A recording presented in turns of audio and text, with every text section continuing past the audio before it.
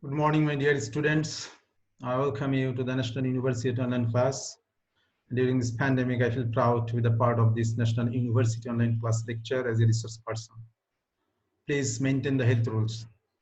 Our subject is English. This program is for the honors first year students. Course code 211101. Course name English Reading Skills. Today's lecture number 10. Perhaps this could be the last lecture so far. Title of this lecture is Interpretation of the Poem Shall I Compare Thee with Sample Questions and Answer Keys for Part C. And here I am Khandakar Mushir Rahman, Assistant Professor, Department of English, Gaibandha Government College, Gaibandha. So I hope you all are fine today.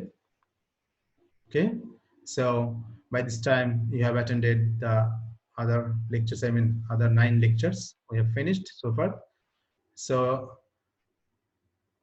in all these lectures, I have tried to cover up your whole syllabus. So it would be the important part C today. Let us see today's topic. Today we are going to recap as usually and checking the previous home task. Analysis of Sonnet 18, the famous sonnet by William Shakespeare, and sample questions and answers keys for part C. So that is very important, and the class will be ended up giving home task. In the part C, you'll be given a question in your question paper, given a poem, and after the poem, you will be asked some questions to write.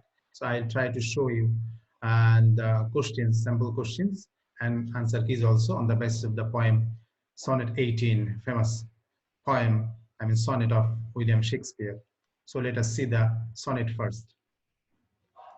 Are you ready? Okay. So look at the sonnet. I think some of you, of course, by this time have read this sonnet. It's a very lovely sonnet, of course. Every students like this sonnet. Not only students, teachers also. Sonnet 18. Shall I compare thee to a summer's day? William Shakespeare. So let us just recite once. Later on, we'll try to analyze the poem on the basis of the given questions. Shall I compare thee to a summer's day? Thou art more lovely and more temperate. Rough winds do shake the darling birds of May, and summer's lease hath all too short a date. Sometime too hot the eye of heaven shines, and often is his gold complexion dimmed, and every fair from fair sometime declines. By chance or nature's changing course unfamed, but thy eternal summer shall not fade, nor lose possession of that fair thou wast. Nor shall death brag thou wanderest in his shade, when in eternal lines to time thou goest. So long as men can breathe or eyes can see, so long lives this, and this gives life to thee. So this is the famous sonnet of William Shakespeare. You know, William Shakespeare, by this time you have learned that the father of English drama is a famous dramatist. Of course, there are so many remarkable plays, dramas like Macbeth, Hamlet, Romeo, Juliet, The Merchant of Venice, so many there are. And he's not only a dramatist, here we see he's also a great poet and one of the greatest sonnetiers, of course. And he has written 154 sonnets so far. So we will try to analyze this poem on the basis of given questions. So I have marked some, you see, rhyme scheme here, just have a glance. Day, May, rhyme scheme, the first sentence, first line matches with the third one. So A, B, if we put A here, it would be A. So the second one is B, it doesn't match with day, 8, date. Second line matches with the fourth line. So A, B, the first quatrain. You know, Shakespearean sonnet is divided into 3 quatrains and 1 couplet. The last one is a couplet. The first 4 line rhyme scheme is A, B, and second 4 line rhyme scheme is C, D, E, F. So fade, shade, oust, ghost, E, F, and last 2 lines same, G. So as we have learned by this time, Shakespearean sonnet and its rhyme scheme. So let us see the sample questions now. In the exam paper, in part C, there would be 8 questions. Out of 8 questions, you have to answer 5. 5 tens are 15. For your understanding, I have given marks here. So looking at the marks, you can guess this is broad answer questions. So you have to write as elaborately as you can, but you should not write unnecessary things to just elaborate your answers. Okay. So look at the questions. Usually, this type of questions are given on the poem. What is a sonnet? Evaluate the poem as a sonnet. What are the shortcomings of summer? What is author's position and attitude? Give the rhyme scheme of the poem. What do you come to know about the poet's friend from the poem? Write a summary of the poem. Evaluate the tone of the poem. Identify the figures of speech used in the poem. So these are the usual, questions that usually are given on the poem in your question paper. So you have to prepare yourself on these questions. In any poem, you will read some poems, and on the basis of this question, you will try to analyze those poems and you'll prepare yourself for the exam. So let us see today's poem, or shall I compare the today's sonnet? We will try to discuss today's poem on the basis of these questions actually. I try to analyze the sonnet 18 on the basis of these questions. Clear so far about today's lecture? Okay, let's start looking into the poem Sonnet 18 by William Shakespeare. What is the theme of Shakespeare in Sonnet 18? So previously we learned what is theme, what is précis, what is summary. So theme is very much important. You might be asked to write about the theme of the poem. So in Sonnet 18, the speaker expresses their belief that while natural beauty, such as that of a person, fades, poetry is eternal. So that is very important. You see, natural beauty, such as that of a person. So the beauty of nature fades away. Diminishes, vanishes in course of time. In the same way, the beauty of a person, physical beauty of a person also fades away, vanishes in course of time. But poetry is eternal. That means poetry is everlasting. It does not fade. As long as people will live, people will read the poem, so poem will be alive. That is the main theme and idea of this poem actually. The speaker is thus assured that their sonnets and the beauty that their sonnets described will last long after they die. We can sum up the themes as, these are the themes in this poem, Sonnet 18: love, nature, eternity of art. The last one is the most important one, eternity of art. In course of time, nature will be vanished. In course of time, the people will also die. Our beloved will also die. But eternity of art, poetry will remain everlasting as long as people will live, generation after generation. They will read the poem, the verse line. So the line is more, eternal than these things, natural things. These are very temporary, but poetry is eternal. That is the main theme of the poem, Sonnet 18. By mistake, many of us think that is the love poem, and superficially, it seems to be very love poem, but actually, he is not only highlighting the beauty of his friends, but innerly, if you look into the poem deeply, at the bottom line, Shakespeare is highlighting the beauty of art, poetry in this poem. So let us look into the poem, William Shakespeare, and summary of the sonnet. I will look about the summary. Sonnet 18 is perhaps the best known of all sonnets. Shakespeare wrote 154 of them, but this one tends to topmost popular lists, mainly due to the opening line, which every romantic knows of by heart. So the very first line is very romantic, and all romantic people try to quote this line, they memorize this line. Shall I compare thee to a summer's day? So this very romantic line. Well, all the romantic people try to memorize this line, and they use it every now and then. But there is much more to this line than meets the eye that I told you by this time. So meet the eye, superficially what we see, the very first line seems to be that it's a very love poem and very romantic poem it is, but actually in the romanticism lies in somewhere else.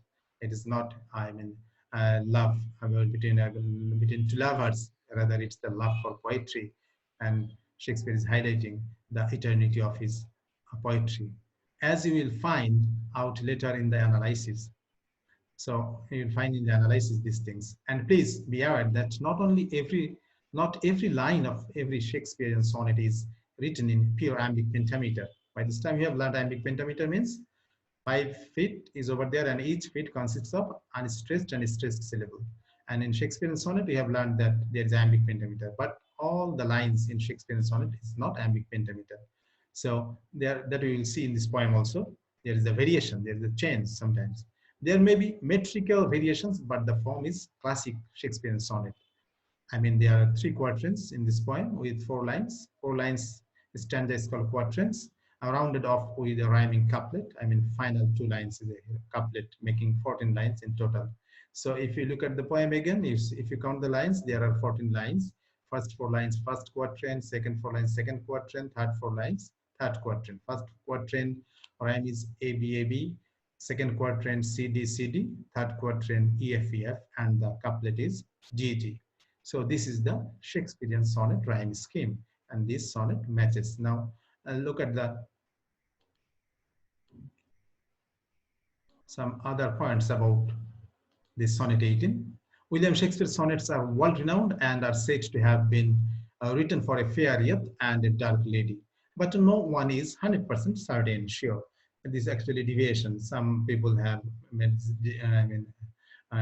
deviation of his sonnets. Out of 154, the first 126 is written on fair youth, and last 127 to 154 sonnets are written on a dark lady.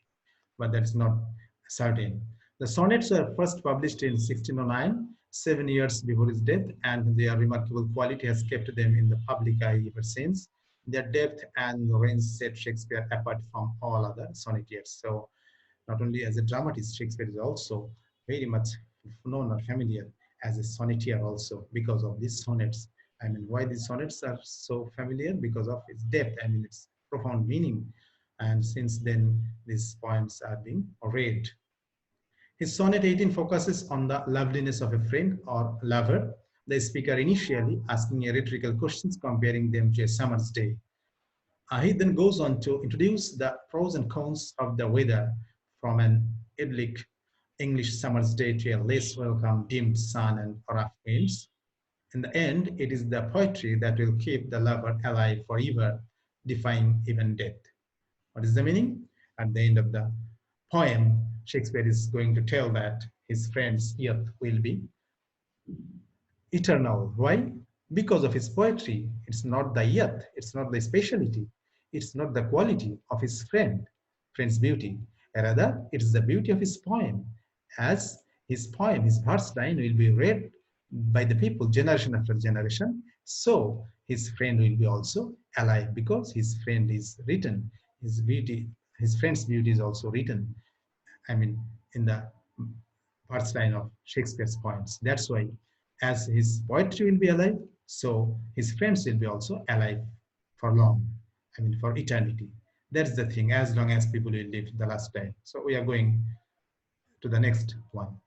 Analysis of sonnet 18 line by line. Now you can get, I mean, a more close, I mean, look into the poem. Try to understand. Sonnet 18 is devoted to praising a friend or lover, traditionally known as the fair youth. The sonnet itself a guarantee that this person's beauty will be sustained. As I told you, the friend's beauty will be sustained. Even death will be silenced because the lines of verse will be read by future generations when speaker and poet and lover are no more. Poet will die, his beloved will die, and speaker, poet, and lover all will die, keeping the fair image alive through the power of verse. But the verse line will be alive as long as people will read these verse lines, the poems, so their friend will be also alive. The opening line is almost a tease, or reflecting the speaker's uncertainty as the attempts to compare his lover with the summer's day. Actually, he is teasing means summer's day. Summer's day is lovely, beautiful in English culture, you know, in England. But that beauty is very fleeting, temporary, very temporary. Summer is not longer in England. It's rather winter is longer over there. So there's very short time. The beauty of summer remains over there very short time. That's why he's telling, shall I compare this to a summer's day? Summer's day is not, though lovely, though beautiful, but it is not longer lasting. So I should not compare you with summer's day. So he's asking this type of question. So he's teaching actually the summer's day.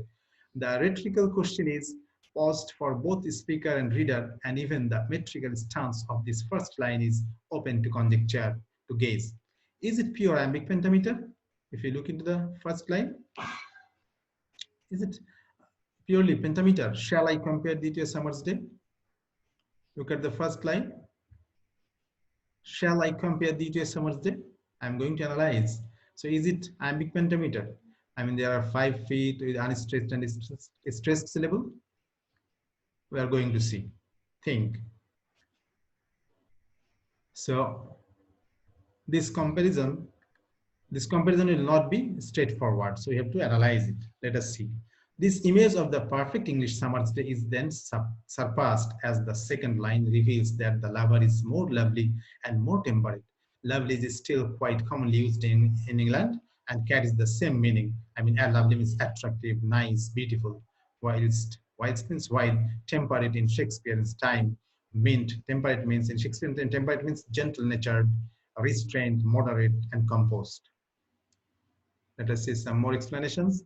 The second line refers directly to the lover with the use of the second person pronoun thou means you. No, now archaic word. This is archaic word. As the sonnet progresses, however, lines 3 to 18 concentrate on the ups and downs of the weather and are distanced, taken along a steady iambic rhythm. So except line 4. So line number 4 is also not iambic. Other lines are iambic here from lines 3 to 18. So you see, what is there in this line 3 to 8? We will find the ups and downs of the weather. So weather changes. In summer, weather takes one shape, and in the winter, another shape. So weather changes time to time. Weather is not always fine.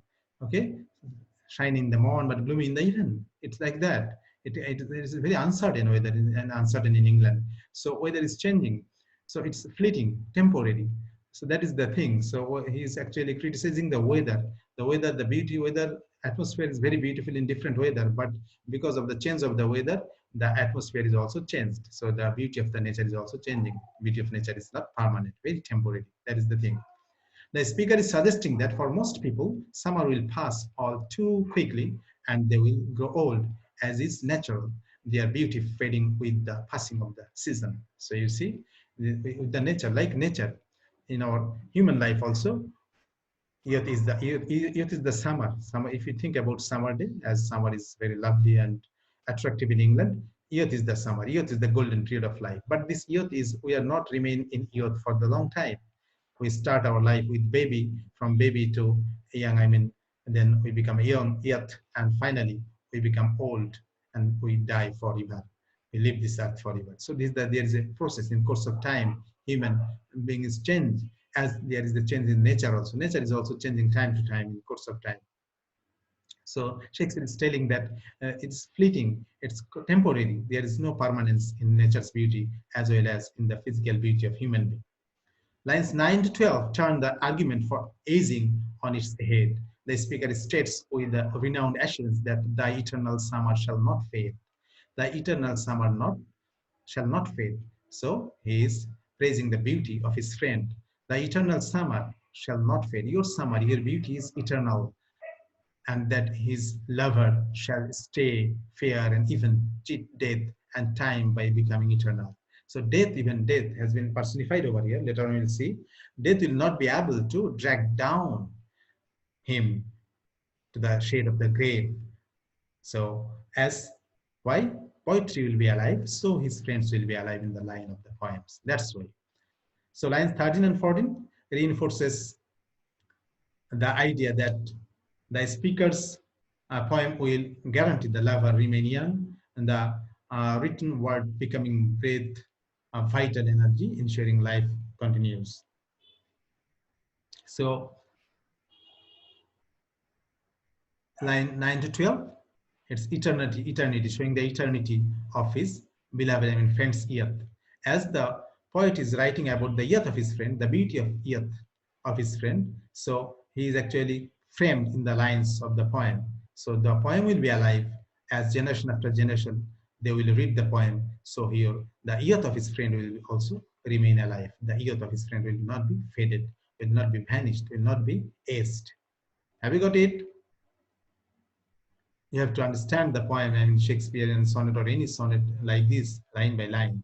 Lines 13 to 14, the last two lines, I mean couplet, reinforce the idea that the speaker's, I mean the poet's poem will guarantee the lover remain young, as I told you just now. The written word becoming breath, vital energy, ensuring life continues. So life will be continuing.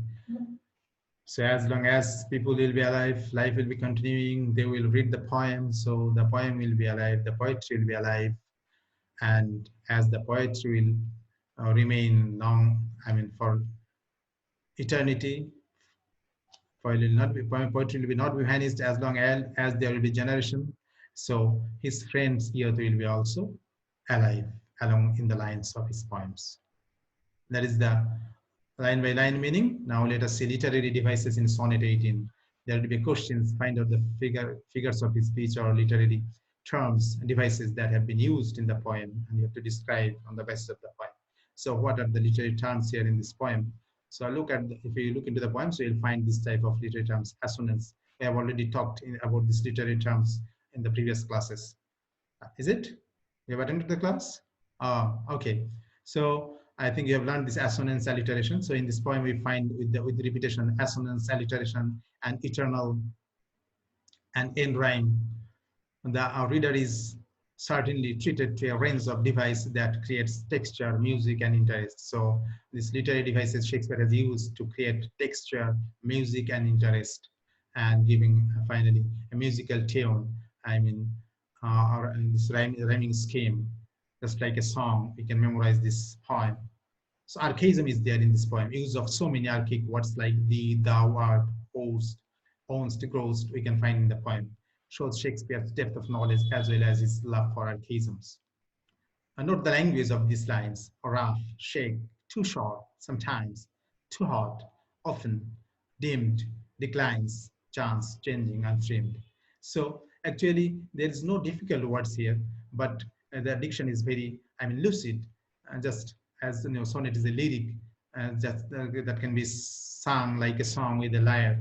So this is thus actually a perfect sonnet because there is no difficult word, no difficult structures in this poem we see. Personification is another figures of speech that is used in this poem. Look at the lines. Nor shall death break the wonders in his shade. Can you tell what has been personified over here? What has been personified over here? Can you say? Nor shall death break the wonders in his shade. The meaning is that death will not be able to take you down to the grave. It will not be able to stop your wandering, your moving, your living, and take into the shade. His shade means grave. So back, draw down. So this is the quality, living quality has been given to death. Death has been personified. Nor shall death break the wonders in his shade. So death has been personified over here. So use of personification is there also. Assonance and repetition, there are interesting combinations within each line, which adds to the texture and soundscape. Rough, birds, shake, may, hot, heaven, eye, shines, often gold complexion, fair from fair. So you see fair from fair, alliteration, sometimes declines, chance, nature, changing, nature, course. So assonance and repetitions are there, and alliteration and assonance are there, so many.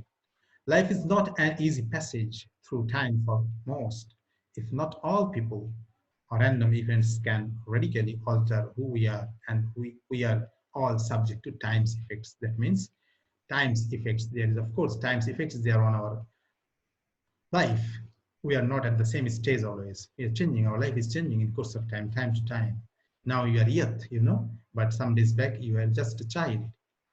You are a baby. And if you go back, we are not here. And after some days, you will be aged, like me. And after some days, no more in this earth. So that is the life. So time has effects on life. That is the meaning over here. Let us see some more points. In the meantime, the vagaries of the English summer weather are called up again and again as the speaker attempts to put everything into perspective. Finally, the lover's beauty, metaphorically an eternal summer. So eternal summer means the summer, the beauty of nature. The beauty will never be faded away. That's why it is metaphorically said that it will live long, will be preserved forever in the poet's immortal lines. Why poets lines are immortal? Because as long as people will be there, they will read the poem. So in the lines of the poems, immortal lines the poet's friend's beauty, eternal summer will also be alive. And those final two lines, couplet 13 and 14, are harmony itself. Following 12 lines without any punctuated caesura, caesura means a pause or break in the delivery of the verse line. Line 13 has 6 or 4 caesura, and the last line 4 by 6 caesura. The humble comma sorts out the syntax, leaving everything in balance, giving life. So that's the texture, structure of this poem. Heroic couplet, the last two lines. Perhaps only someone of genius could claim to have such literary powers strong enough to preserve the beauty of a lover beyond even death. So this is the speciality. This is the creativity of William Shakespeare, why he is great. There are very rare poet like him who can make the beauty of his friend alive in such quotable lines. Mood and tone. So what would be the mood and tone of this poem? Sonnet 18. At first glance, the mood and tone of Shakespeare's Sonnet 18 is one of deep love and affection. That is true. It is highly sentimental and full of feeling. This sonnet may seem at first to simply praise the beauty of the poet's love interest. However, there is also a subtle hint of frustration in the poet's tone.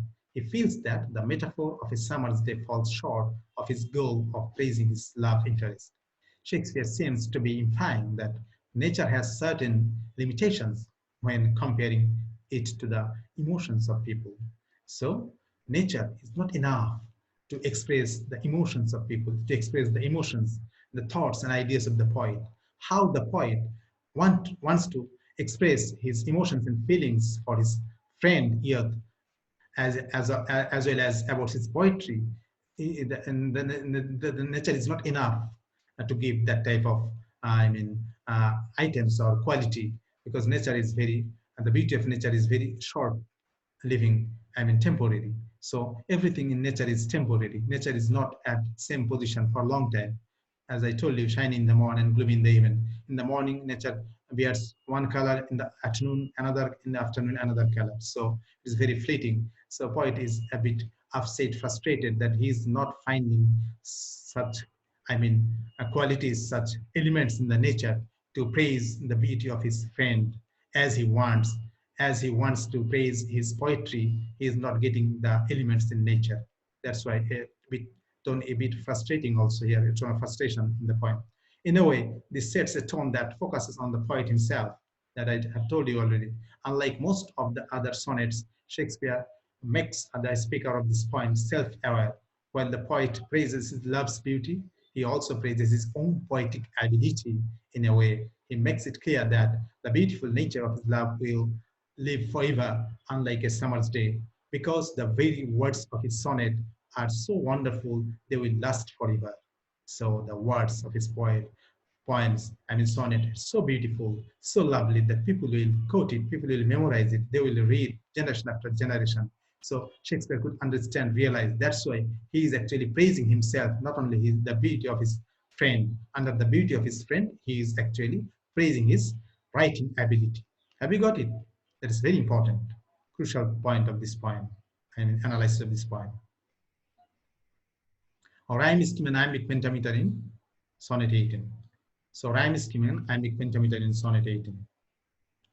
Sonnet 18 is an English or Shakespearean sonnet, 14 lines in length, made up of 3 quatrains and a couplet that I have already told. It has a regular rhyme scheme, A, B, A, B, C, D, C, D, E, F, E, F, G, G. I already showed in the beginning. All the end rhymes are full, the exceptions being temperate and dead.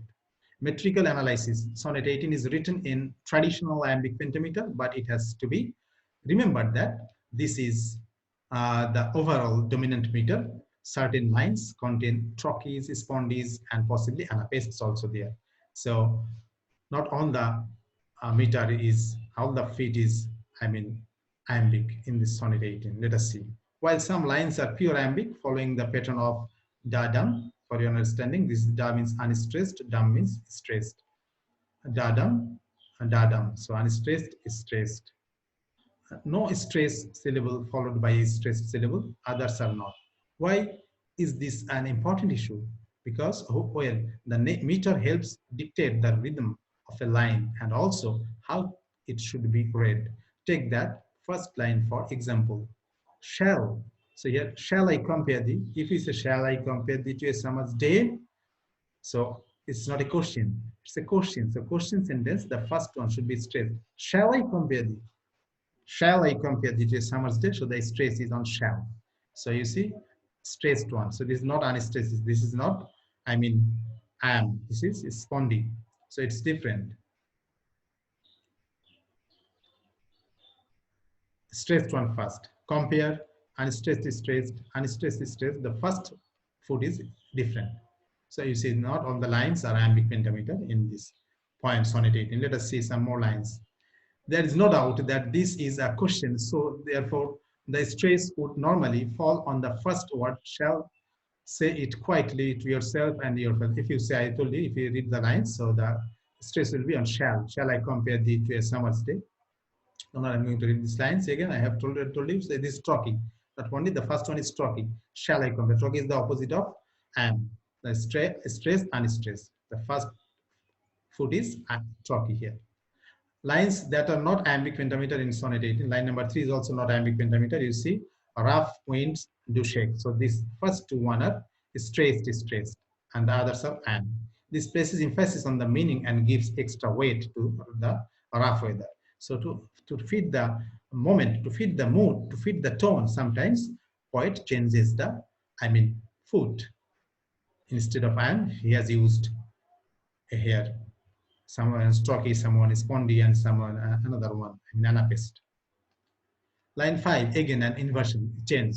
The opening trochee replacing the am. Here is again trochee, not and. Sometimes some is the stressed one, unstressed. But later on, unstressed is stressed, unstressed is stressed. But this one is different. So this is stress is on the first syllable, after which the iambic pattern continues to the end. Note the metaphor, eye of heaven for the sun. So it's a metaphor, not the meter, an eye of heaven. So this heaven has been compared, having an eye, personification also. The metaphor, eye of heaven for the sun. Sun has been compared with the eye of heaven. And the inversion of the line, grammatically, where too hot ordinarily would be at the end of the line. This is called anastrophe, the change of the order in sentence. So there is change of order in the sentence also. Line 11. Note the spondy. Here is spondy. This time in the middle of the line, it's changed. In the middle, you see, it is spondy, not iambic. Both are stressed. The emphasis is on the death brag. So death brag. Here is the emphasis. Because of the emphasis, the food is changed. No, this one is stressed, unstressed. These both are stressed. Now again, I am unstressed, stressed. Have you got it? Okay. Now, conclusion. So actually, by this time we have seen, tried to analyze the poem, rhyme schemes, figure of speech in this poem. In conclusion, we can say Shakespeare's Sonnet 18 successfully conveys the themes of beauty and the effect of time on it through a variety of poetic techniques and effective use of the iambic pentameter structure. This sonnet, however, very possibly should not be regarded as a love poem due to the fact that Shakespeare has clearly aimed to draw a lot of attention to himself as the poet, and that his description of his beloved's beauty did not include much detail. So have you got the point? So we should not mistake that this is purely a love poem. This is love poem, of course, but at the end, we see here he is not only praising the beauty of his friend, he is actually praising his writing quality, ability. His poetry is eternal. As poetry is eternal, that's why his poem, the beauty of his friend will be eternal. If poetry would not be eternal, if there would be no poetry, so his friend's youth will not be remembered, his friend's youth will be vanished, because in nature, really, his friends will not be alive for long. His friends will die. So people will forget him. But as the beauty of his friend has been framed in the lines, in the first lines of Shakespeare, that's why his friend's beauty will be, already his friend's beauty will be alive for a long time, as long as the poems will be alive. So have you got the point? Theme, love, nature, and eternity of art. These are the main themes of the poem. So have a look again. We have tried to say the poem, the rhyme scheme of this poem. I have showed you sample questions. You have to write as much as details you can. You have to evaluate sonnet. When you are evaluating sonnet, you must know all the sonnet is the lyrics. So the characteristics of the lyric must be over here. It's a single person, speaker is here, and what? Emotional and thoughts, personal, emotional and thoughts are here. And it's a short poem. It can be sung like a song. These are the qualities of a sonnet. Spontaneity is there, and of course the rhyme scheme. As a Shakespearean sonnet, you know the rhyme scheme that you should explain over here. So these are the questions you should prepare. These are the themes: love, nature, eternity of art, that I have tried to explain, and summary, and then summary and analysis of sonnet in line by line. I have tried to explain literary devices in the sonnet 18: assonance, alliteration, archaism, personification, metaphor. Also we have talked about. So sonnet 18, mood and tone, and sometimes frustration. It's a lovely mood, affection. First in the beginning, affection; in the middle, it's frustration; and in the end part, that is actually showing his, I mean, self-confidence, as his ability. He's praising his own poetic ability at the end of the poem. And rhyme scheme, we have also said about Shakespearean poem, A, B, C, D, C, D, F, E, F, G, G. But about the, I mean, pentameter line, all the lines are not iambic pentameter. We have seen here some lines, line 3, line 5 are different. And there are some foots are not iambic, I mean, unstressed, stressed. Some foots are stressed, stressed, or stressed, unstressed. Spondia troch is also there. So these are the, I mean, explanation or analysis on the basis of the given or sample questions I have tried to show you. You have to prepare yourselves after reading any poem in this way. So take your home task. Keep on reading more and more English poems. Try to analyze those poems on the basis of the given items or questions that I have given over here. Try to write the summary theme of the poem that you have read. That will improve your analytical ability, understanding ability, and writing ability. Share your, of course, share your learning with your friends and peers, because this is a process and part of learning. If you share your learning with your friends and peers, you'll be benefited. Your learning will be permanent. Your learning will be complete one. Otherwise, not incomplete one. So it's a part of learning. You must sure do this work. So I think hopefully this is the last lecture so far. Out of 10 lectures, this is the last lecture so far. If there will be another chance, I will come with lectures for you. And I hope you have attended all these lectures properly and must follow the home task that I have given to you. Then you'll be benefited from these lectures, I believe. And keep on reading. As a student of English literature, every day you have to read and every day you have to write. Can you remember I told you at least one page you have to read every day and at least one page you have to write every day. In that case, you'll be actually improve your reading skills, otherwise not. At the end of the day, remember, this is reading skills. You are doing reading skills, but you are doing everything of literature. You must know the literary terms and literary genres to find interest to find interest in literature. Otherwise, if you don't find interest in literature, you will not find interest in reading. At the end of the session, you will not be able to make a good result. So I hope you all are fine. You stay fine. Thank you for attending the class. Stay home, stay safe, pray for all. Have a nice time. And before telling bye-bye, I would wish you safe and sound life here and hereafter. Pray for me also. Thank you.